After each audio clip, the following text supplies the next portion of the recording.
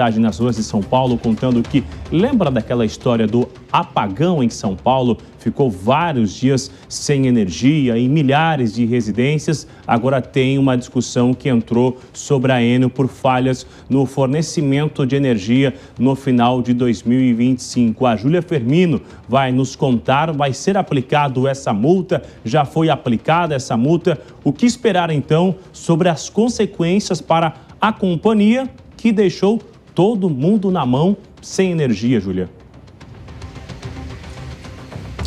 Bruno, vou começar com o valor dessa multa. Foram 14 milhões de reais. Esse é o valor que a Enel deve pagar, então, nessa multa que foi colocada, então, pelo Procon SP, justamente por conta dessas falhas no fornecimento de energia elétrica aqui na capital paulista e também em outras cidades da região metropolitana, ainda no fim do ano passado. Em 2 episódios específicos. O primeiro em setembro, entre os dias 21 e 23, e depois, na sequência, no mês de dezembro, entre os dias 8 e 14. E aí, o que o Procon explica é que essa multa vem justamente em decorrência das respostas da Enel em relação às notificações do próprio Procon e também as respostas que a Enel deu às reclamações formalizadas que os clientes da companhia fizeram aí à época. E aí, ainda sobre esse caos aí de apagão e também do fornecimento de energia por parte da Enel,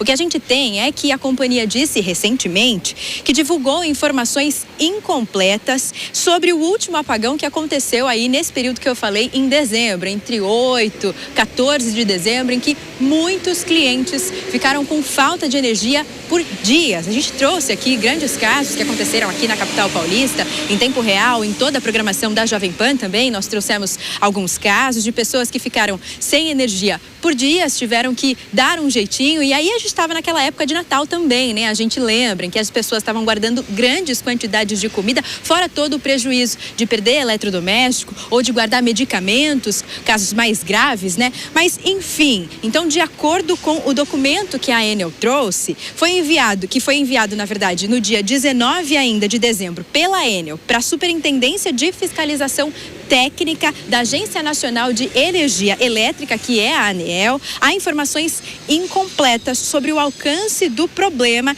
e sobre a atuação das equipes durante esse período aí do último apagão. Na época, inclusive, a Enel disse que eram cerca de 2 milhões de consumidores, 2 milhões de clientes que estavam sem luz. Mas depois a empresa informou, então, através desse documento, que o número total chegou aí, depois de uma apuração final que foi feita, a mais do dobro.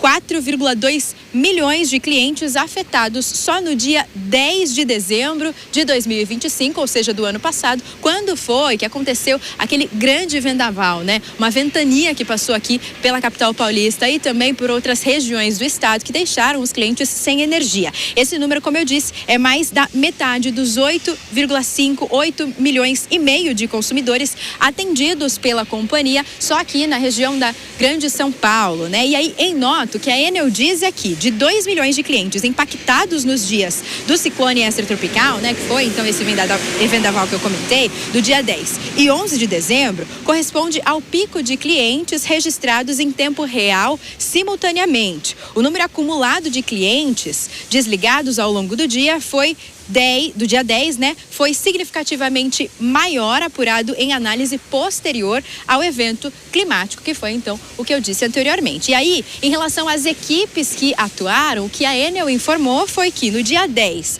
foram 1.688 equipes, no dia seguinte, dia 11, 1.768 equipes, no dia 12, 1.775 e dia 13, 1.409 equipes em campo, trabalhando justamente para restabelecer a energia elétrica, o serviço de energia elétrica aqui para os clientes não só da capital, mas também da região metropolitana. Ainda segundo a Enel, parte do sistema de contagem dos clientes ficou fora do ar justamente no dia 10, em que aconteceu, né, a passagem do ciclone, o que impactou justamente o acompanhamento em tempo real do número de desligamentos. Além disso, os dados enviados à Agência Nacional, né, a reguladora, a Agência Nacional de Energia Elétrica, a da ANEEL mostram que nem todas as equipes trabalharam então de forma contínua, né? Como havia sido informado, e a gente trouxe aqui em tempo real essa informação, né? A Enel disse em primeiro momento que todas as equipes estavam mobilizadas aí nas ruas para restabelecer esse serviço, mas de acordo com o documento não é isso que está dito, né? Então, inclusive, gráficos que foram encaminhados à ANEEL indicam que na madrugada do próprio dia 10 o número de equipes em atuação era próximo de 0. E aí, só para a gente fechar, a gente lembra que ainda em dezembro a ANEEL iniciou um processo formal que pode levar à caducidade da Enel, que seria então o rompimento do contrato de concessão desse serviço de energia aqui na capital de São Paulo, mas também nas outras regiões, justamente por conta dessas falhas frequentes e reiteradas nesse serviço. Volto com vocês.